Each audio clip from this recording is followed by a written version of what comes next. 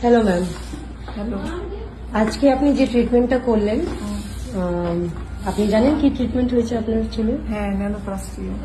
আপনার কেমন লাগলো রেজাল্ট? খুব ভালো, খুব। আপনি খুবই ভালো। স্যাটিসফাইড? 100%। বিফোর আপনার হেয়ার কেমন ছিল একটু এক্সপ্লেন করবেন? খুবই damage, ফ্রিজি damage.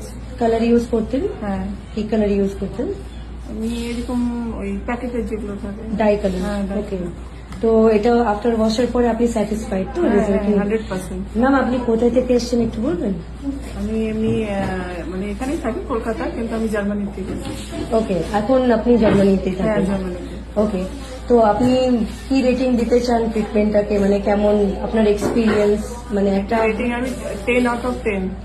Okay okay, thank you ma'am, thank you.